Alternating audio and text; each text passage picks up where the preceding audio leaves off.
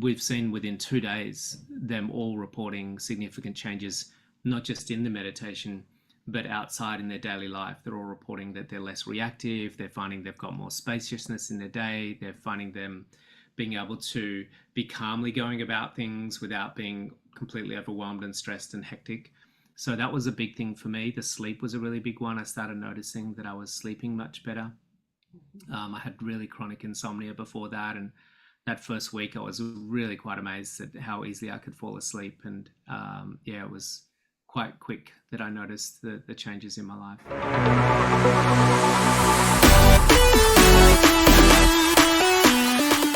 Welcome, Tom Cronin. I am so honored to have you on the podcast today. So thank you for being here. It's a pleasure. I'm really looking forward to our conversation. Me too. And so I want to just dive right into it because something I think so many of us are challenged with, and it's almost like we get caught up in like the messages of society of like, look outside yourself. You get the job, you should feel fulfilled. You make a certain income, you should feel fulfilled.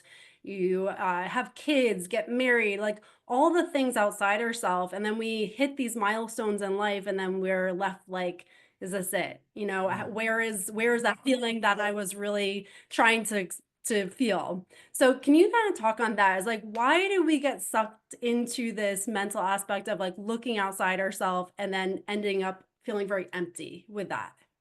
Yeah, it's a deep code and construct in our society that good things will make me feel good and bad things will make me feel bad. And we're constantly in this reactive state. And there are two sources of fulfillment. And the one that 99.999% of the world are currently in is outcome oriented fulfillment. That is, if I get an outcome, then I'll feel fulfilled. And this outcome oriented fulfillment really puts us at the mercy of circumstances, events, acquisitions, as you say, the external world. Now, the problem with outcome oriented fulfillment is, firstly, a lot of the outcomes don't meet our expectation. And secondly, even if they do, like we buy the nice dress or we get some new shoes or we find someone that we want to marry and live with, then that can wear off quite quickly. The influence and effect that we're getting from that can erode quite quickly. And then we have to go back into another outcome to get another level of fulfillment. So what we want to do is we want to flip that, and we want to go into what we call self-referred fulfillment. And that is a fulfillment that arises from deep within. And it sounds corny and cliched, but what we've found through spiritual practices and certain modalities is that we can harness and cultivate an internal arising of bliss, love, and joy that is actually the very essence and the core of who we are.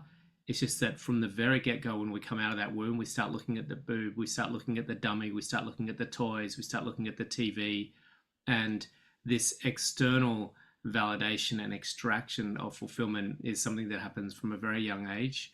And as we mature, we want to start flipping that and start looking within and finding a sustainable, non-referred sort of fulfillment that comes from an internal state.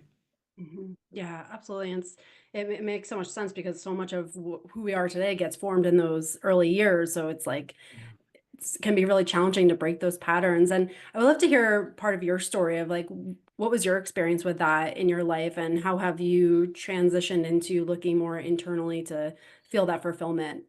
Yeah, I couldn't have been more of a classic example of, extraction and commoditization of fulfillment from the outside world, where as a broker in finance and earning huge sums of money, I had everything you could possibly want. I had a beautiful big house, I had a fancy car, I had lots of money, I had some of the top restaurants in Sydney that I was eating at every week, and all the things you could possibly want as far as ticking a box and saying that's the life you should aspire to. I had it all.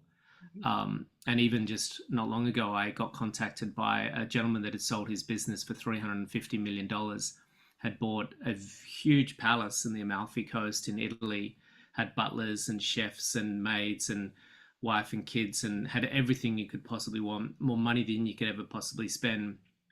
And he was told by a friend to contact me because he had never felt so angry, depressed, and miserable Mm. in his entire life. And that's because him as well as myself, I got to a point where I'd done everything that society had told me I should do, and yet I wasn't finding the fulfillment that I wanted to find in that destination. And so that's when I found meditation. Went in through a really dark and bleak time, and I was led to meditation. And then that internal, that turning your attention inward with the meditation and starting to look what's in here that I've been ignoring. And from there, I started to find really incredible states of being and presence and just serenity and peace.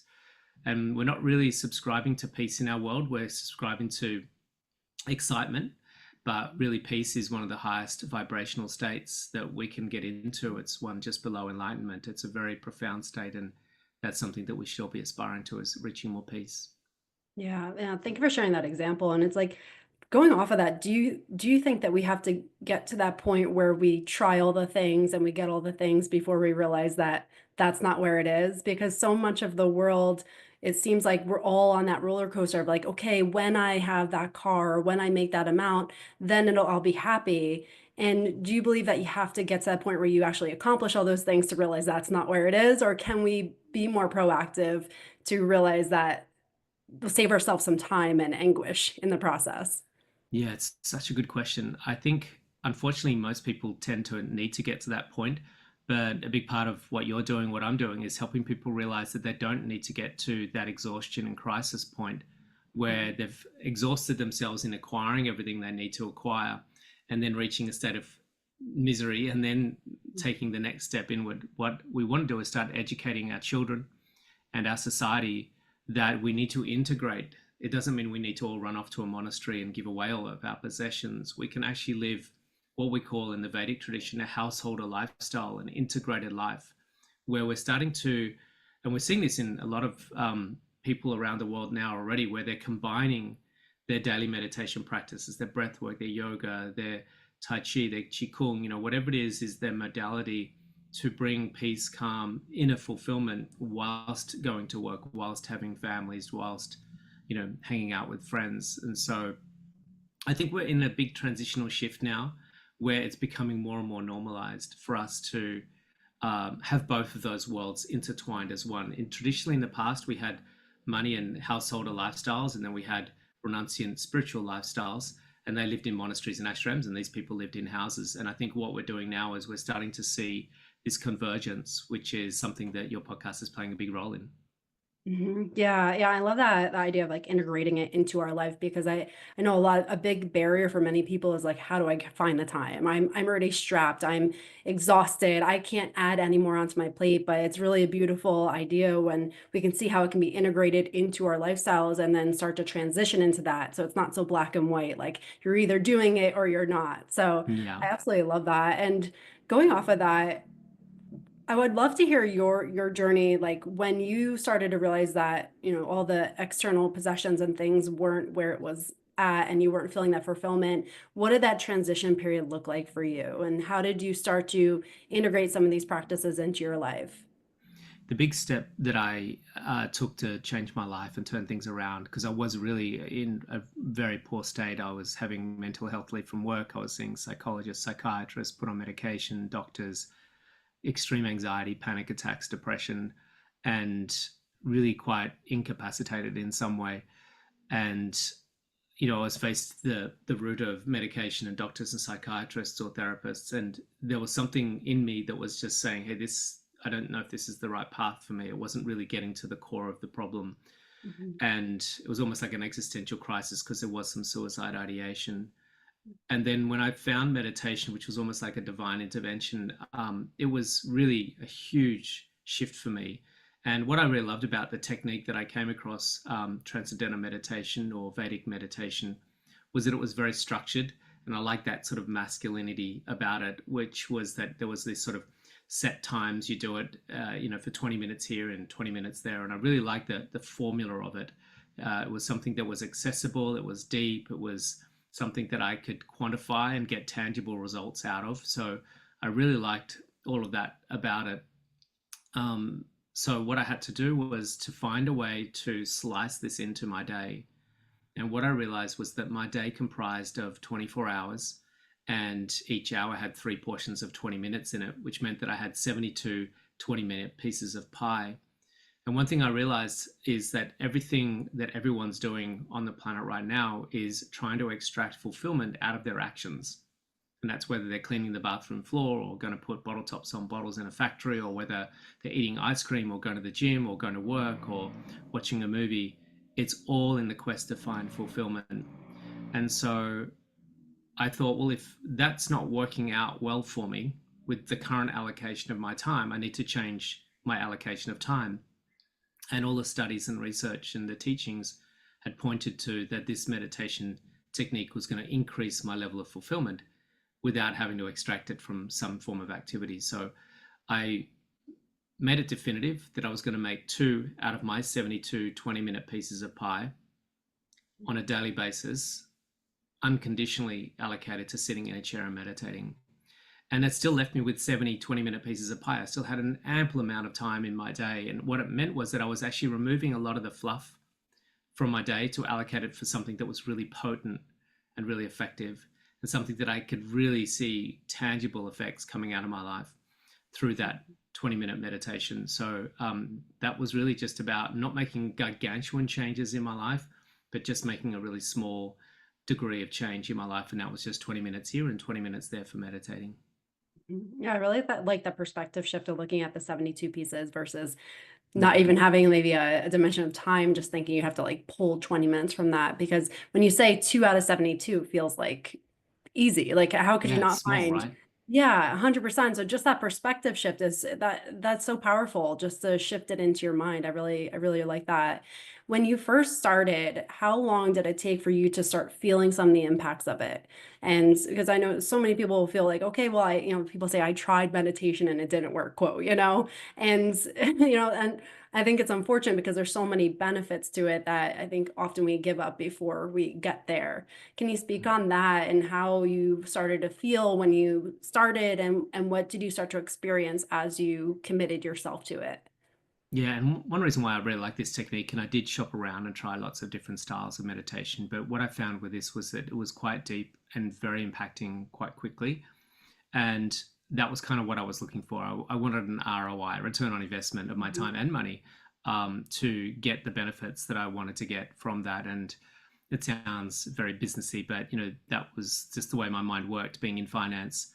And I noticed the changes within the first few days. Even this week, I'm teaching 10 people from around the world a meditation course, and we've seen within 2 days them all reporting significant changes, not just in the meditation, but outside in their daily life. They're all reporting that they're less reactive. They're finding they've got more spaciousness in their day. They're finding them being able to be calmly going about things without being completely overwhelmed and stressed and hectic. So that was a big thing for me. The sleep was a really big one. I started noticing that I was sleeping much better. I had really chronic insomnia before that, and that first week I was really quite amazed at how easily I could fall asleep. And yeah, it was quite quick that I noticed the changes in my life. Mm. Yeah, really impactful with that. And thank you for sharing. And as far I know, you mentioned some of those mental and emotional and physical impacts you were experiencing. What happened with those as you started to meditate? It was almost like when you've got thick clouds in the sky and then the sun Mhm. starts to just melt the clouds away and the clouds start to just sort of thin and eventually they disappear. And it was kind of like that um, I had anxiety and panic attacks and insomnia and agoraphobia and all sorts of anomalies in my system. And Dr. Bruce Lipton from Stanford University Medical School says that 95% of all sickness is a result of stress. And that was very much the case in my life. So when I removed the stress, the byproduct of stress is sickness. So if I remove the stress, then the sickness goes away with it. And this was a really interesting phenomenon that it just simply the depression, the anxiety, the panic attacks, the insomnia just slowly just melted away within days and weeks. It was quite phenomenal. And it's very science based, because when we get the body out of the sympathetic nervous system, which is the stress response, which is causing the adrenaline and cortisol and norepinephrine to be surging in our blood, causing the anomalies of anxiety, panic attacks, depression, and insomnia. Then, when we put the body into the parasympathetic nervous system, that peace response, we see all that cortisol, adrenaline, norepinephrine just simply melt away. We increase our oxytocin, serotonin, and melatonin. The body starts to become more cohesive and more orderly and starts to operate at a higher level. And that means, as a byproduct, all those anomalies, which are the symptoms, just start melting and dropping away. And I think this is one of the big problems we have in the world. We have a lot of very stressed people in sympathetic nervous system, and then they're seeing doctors who are putting them on medication, but we're not getting to the underlying cause of the problem, that their body is in sympathetic nervous system state. And we've got to get our bodies first and foremost into the peace response. And if there's still some problems, then let's treat them. But usually we find a lot of those anomalies melt away once we get sustained parasympathetic nervous system state. Yeah, it's so powerful. And that's that the body's always moving towards healing, but Mhm. it has to have the correct environment to do that. And it's like if we're in survival mode, you know, if there's a bear in front of us, our body's not going to take a break and say, I need to heal this first. It's going to just be dealing with that bear. So it's so powerful. And you mentioned the current system, is often we're just putting a band-aid on a gushing wound and wondering why we're not feeling better. It's really powerful when you start to go within yourself and realize that you have the capacity to heal tremendous things in without using all the medications and everything else added onto you. So Yeah. thank you for sharing your experience with that because I think it's like when we share these stories, it's like hopefully it empowers someone to realize that they have the power within themselves to do that. So I really appreciate it. One thing I would love to know is that just with like the physical body, there's different programs that fit different people and depending on where they are. Is that how it works with meditation? Is it a one size fits all, or are there certain programs or types of meditation that would serve people in a way that's more beneficial to them? And how do we really know that about ourselves and what we should be pursuing? Yeah, what a great question. Look, I think ultimately we know there's this. We know that beyond the thinking mind and beyond the fluctuating emotions, we have a state of deep, deep serenity. It's called being. Mhm. Being is the very core of who we are. It's funny because we call ourselves human beings, and being is this state of conscious awareness. It's a very serene state that doesn't fluctuate, it doesn't change. And that is in Sanskrit, there's a word called Turiya, which means the fourth state, beyond thoughts, beyond feelings, beyond physicality. And this state of presence or awareness or being is unmovable, it's unshakable, it's unruffable, and it's there for everyone. And some would say we have a physical, mental, emotional, and spiritual reality. But for most of us, this spiritual component, which is being, is ignored. And that's because we're deep in our thoughts, our feelings, and our physical body. Our world really focuses on those three things as a form of identity. So to transcend and access this fourth state is absolutely critical. Now, how we get there, look, it's there. That's the fundamental reality. Just like the blue sky is always there behind the grey clouds. Doesn't matter what type of clouds they are, there's always blue sky behind that.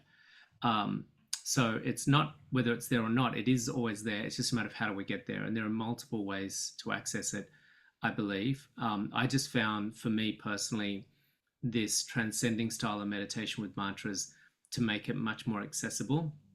If you're on the Calm app listening to Matthew McConaughey read bedtime stories, it might be calming and relaxing, but you're not going to get that transcendent experience and accessing that realm of Turiya, the fourth state. So um, I think for me personally, I suggest to people to shop around, have a look and try different techniques and find ones that resonate with you. You've got this beautiful Vipassana meditation, which is going away and sitting for 10 days in silence, which is derived very much from that monastic Buddhist style background. And it's such a beautiful tradition and pathway, but it's definitely not for everyone. And I would also suggest that maybe Vedic meditation or TM isn't for everyone. And so it really comes down to a subjective relationship with the practice and where you're at in your life and how you want to live your life. And for me, I find the integratedness and the practicality and the efficiency of Vedic meditation to be one for people that live and work in the world, a very sufficient form of meditation that will be a very integrated one. Yeah, yeah. Thank you for sharing that insight because it's really helpful for maybe someone who has dabbled in some types of meditations, but to realize that there are so many avenues to pursue that and really experience that. Going off of that, beliefs are so powerful in where we move and the direction we go, and whether things come to us in a way if we believe them, and if we don't believe them, we may be resisting that.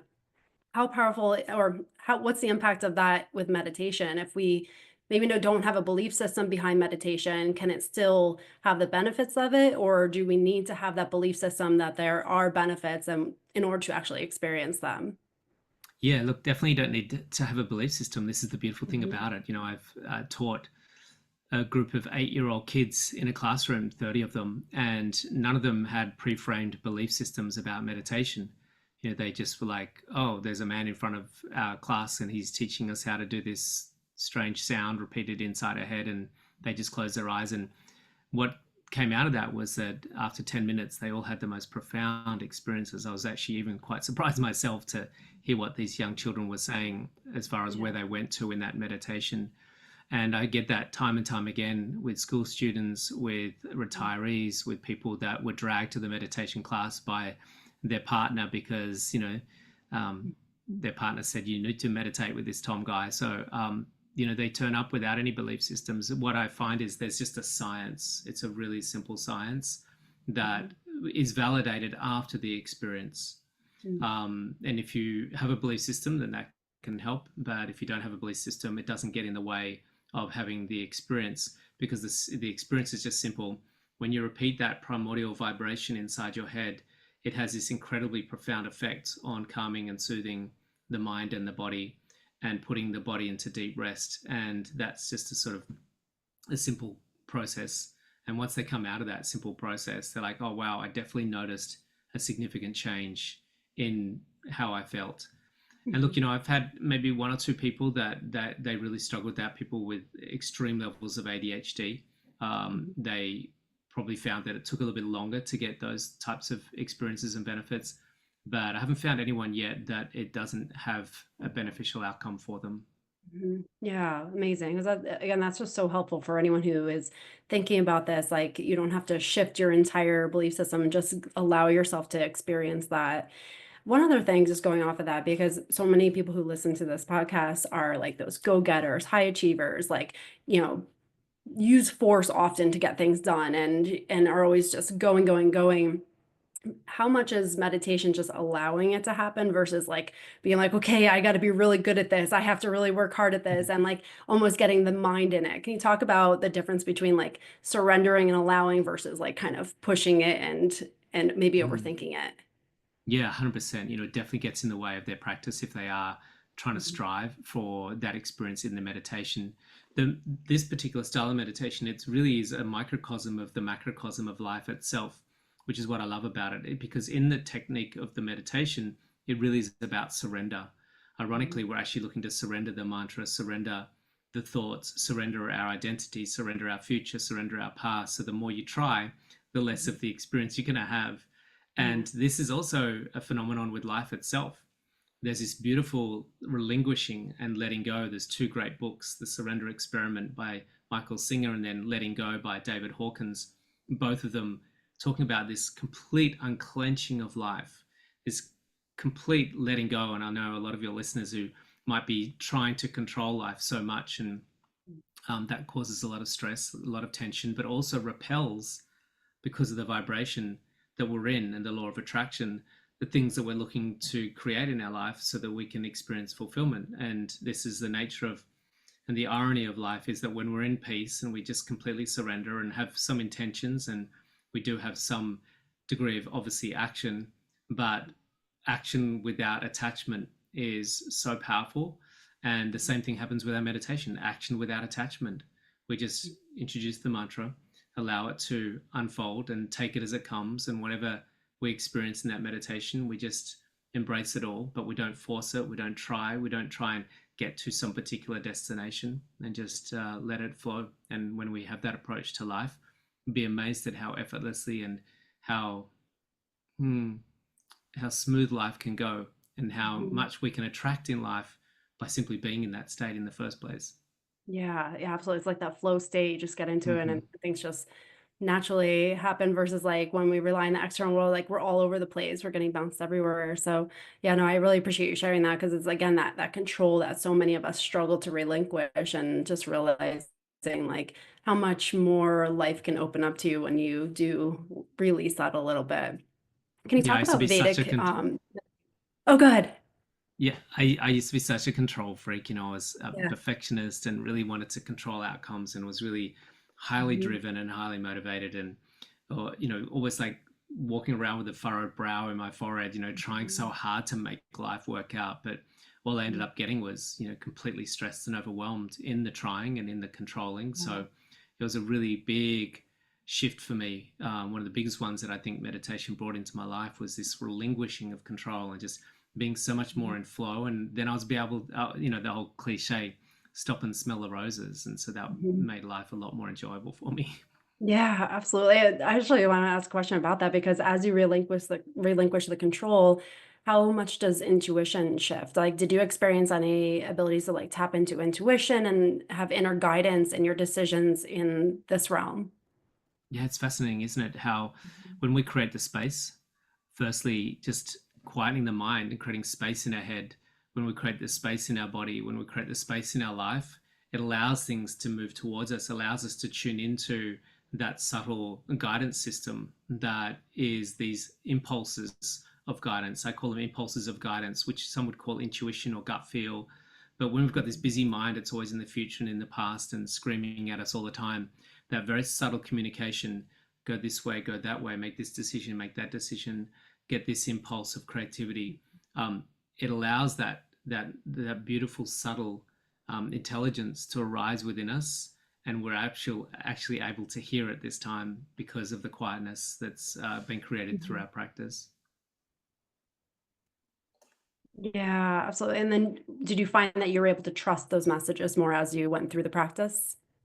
Yeah, this is one of the beautiful things is that as you get more of those messages coming through and more trust happening, you develop this ongoing pattern and process of and allowing, Mhm. trusting and allowing the communication to come through and trusting it and then acting on it and seeing, wow, that was interesting. That unfolded in a really beautiful way. Let's do that again. And so that just becomes your pattern over time. Yeah. Love that. And going off of, when every time, whenever we go through some growth process or transformation in our life, sometimes there's the external world will shift. Inevitably it shifts and relationships may change and situations may change and we can experience some grief. Did you experience that in your life? Did your external world shift as you started to integrate this into your life and have some internal growth? Yeah, it's important we don't sugarcoat this. Life still happens, and you go through difficult times. That they're always going to be one of the things that's a certainty is that life just still happens. And my mother and father passed away last year. We've had difficult times in a business situation a few years ago, and you know what it does is that it doesn't stop events from happening. What it helps is your Mhm. ability to relate to those events and move through those events in a more profound, stable, non-reactive way, but also coming from a place of love and compassion and tenderness. And so I think these are qualities that we're missing a lot in our world. That when we quieten that mind and quieten the stress in the system, these natural inherent qualities that are within us to be more loving, to be more patient, to be more kind, to be more accepting, and to be less emotionally entangled and reactive to circumstances and situations. Like I said, it doesn't stop the situations, but allows you to be moving through those situations in a better way. How much do you think that would really impact our world if more people started to integrate meditation and really recognize this? We're in such a world where things are so divisive. It's people being pitted against each other, the separation, fear response. How much do you think that as a collective, things could really begin to change when we start to do our own inner work in that? Yeah, Daniel Schmachtenberger is in our film, one of the brilliant minds on the planet. He says Mhm. that our world is set up to be unhealthy and unhappy. And the whole economic model is based on people being unhealthy and unhappy. Those two things really are driving the economic system. Even when we find, because I was in finance, we used to get reports coming out that the economy is slowing down. And one of the things that they always emphasize is we need to spend more, we need to get our money out and we need to buy more things. And this is causing this sort of ripple effect of deterioration in our world based upon the idea that I have to work really hard to make some money, to go and spend that money to prop up the economy, but also to find happiness. But in the process of working really hard and spending really hard and partying really hard, I'm getting sicker and sicker and sicker, which means I need to be dependent upon this medical and pharmaceutical system to Mhm. prop me up because of this system that I'm conditioned into. So it's a complete rewiring and recoding and restructuring of our society to have peaceful, happy people in it that aren't dependent Mhm. upon this extraction model. So, what that looks like is something that I guess you and I are here inviting the audience to start contemplating what does the world look like if we're all peaceful, happy, and healthy.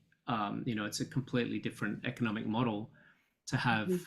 happy, healthy people in it, and we have to think about, gosh, what would that look like?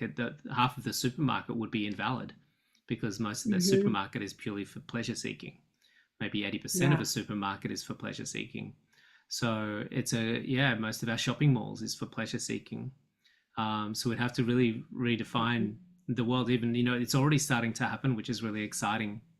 One of the Mhm. biggest nightclub owners in LA has sold his businesses and is starting to create health clubs. And that's because he's sensing people are changing the way they're going to spend their money and the way they're going to live their lives. And I think we're starting to already see a shift. The fact that you and I have this conversation is indicative of that, I think. Mhm.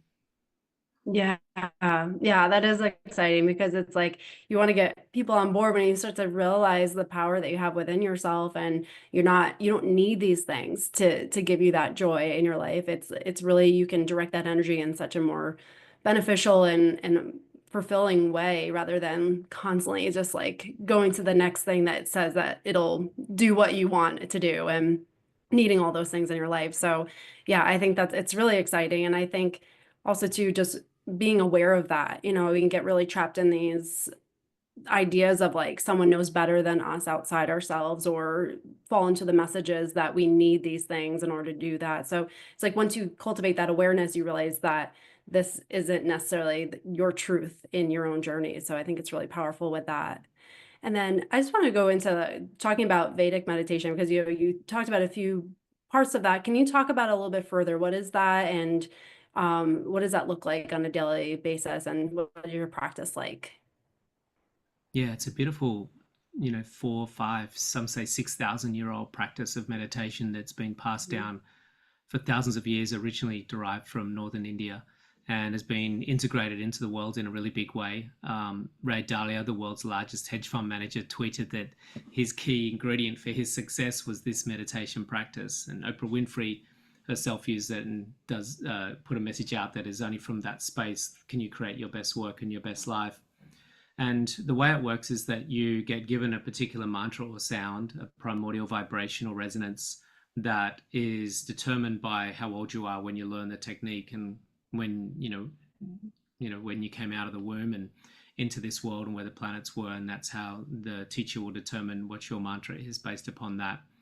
And you get taught over 4 90-minute sessions. The way I teach it is in person here in Sydney, and I also teach it on Zoom. So now I'm doing something that isn't quite traditionally done, but I figured that we've got this amazing technology and I can bring this to the world in a bigger way. And it's been quite phenomenal to see how effective it is being delivered through the Zoom format, and we're seeing incredible results that way. So once you learn the technique over those 4 90-minute sessions, there's a fair bit of knowledge to come through the training program with that. Then you get ongoing weekly access to me as the teacher on our Zoom group meditations, but also we teach you how to integrate that on a daily basis into your day so that you've got this beautiful foundation to your day that continues to generate ongoing peace and calm and happiness in your life, that regardless of the external world and the external circumstances. So yeah, it's a very simple process, but it has a lot of knowledge that comes with it as well. Mhm. And then when you're in that meditative state, or is it just a calm kind of nothingness, or are you experiencing aspects of maybe a different realm, or what is that like? If you could just describe your experience with that. Yeah, it fluctuates a lot. It's really quite interesting. It Mhm. can be very, very dynamic in that people get incredible bursts of creativity and lots of ideas coming through, which is like, oh, I'm supposed to be meditating. It's like that's part of the meditation, is that you'll get these spontaneous epiphanies and insights. You'll Mhm. also get dips into really deep, deep, expansive quietness where you're out of the thinking mind, out of the physical location that you're in, and in what some would say is this huge sort of spacious universality. It's quite profound and beautiful. It's also extremely calming and quietening. But then sometimes you'll get also other sensations where you might start unlocking stresses. And some of those stresses are a bit uncomfortable. And so, with the right guidance and mentoring from the teacher, and that's why it's a very structured program to give you a deep appreciation and understanding about how that body is looking to release those stresses. We call them samskaras that are trapped in the body. And they can unravel during the meditation, and that can be a little bit uncomfortable as well. And that's just the body releasing the energy of some past traumatic sort of releasing, that's really healthy releasing. It's kind of like a really nice clearing that happens within the body. So it's very different each meditation. We never get attached. We never know what we're going to experience. And knowing that each one is a very powerful and efficient form of rest that happens through the meditation experience. Beautiful. Yeah. And it's another question off of that is that so many people who listen to this are very disconnected from themselves. They've kind of suppressed much of themselves and, physical signals from their body they've suppressed because they just have to keep on going on this rat race that they're on and just listening to other people more than they're only listening to their own inner voice. How much does that also play a role when you start meditating and your ability to tune into your emotions, your body, yourself? How does that transform? Yeah, it's so important that we have this integrated experience of mind, body, heart, and soul.